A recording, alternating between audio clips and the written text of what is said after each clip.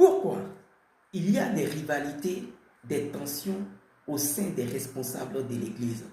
Pourquoi il y a un problème de leadership, des divisions, etc. Alors, ces problèmes de division, de rivalité au sein du corps pastoral est dû au fait que personne ne connaît sa place. Généralement, la cause de ces problèmes-là, ce sont les pasteurs qui sont la cause de ces problèmes. Les pasteurs dans les assemblées, dans les églises, pensent être au-dessus de tous les autres ministres. Or, quand nous lisons Éphésiens chapitre 4, le verset 11, la Bible est claire.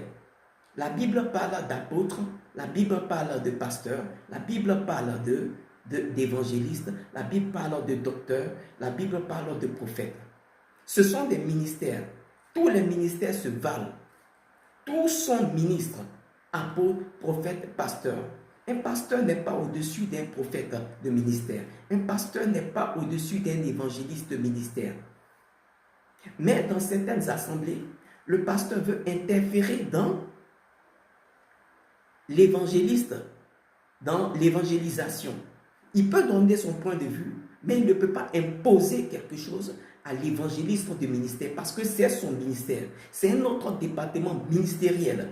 Le pasteur aussi, c'est un autre département ministériel. Le prophète, c'est un autre département ministériel. C'est comme les ministres.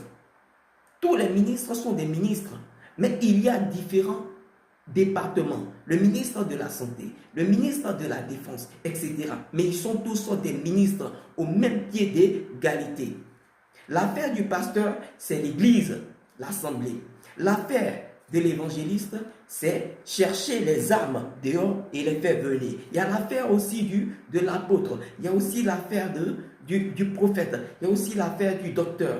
Il n'y a pas un qui est au-dessus de l'autre. Ça, les pasteurs devraient le savoir. Quand un pasteur veut intervenir dans un problème d'évangélisation, là où le ministre est, c'est-à-dire la haute autorité ici est l'évangéliste de ministère, il propose son idée. Tous doivent travailler ensemble, il propose son idée. Quand il veut intervenir dans le ministère du prophète, alors il propose son idée. Le prophète aussi propose son idée. Tous travaillent d'un commun accord.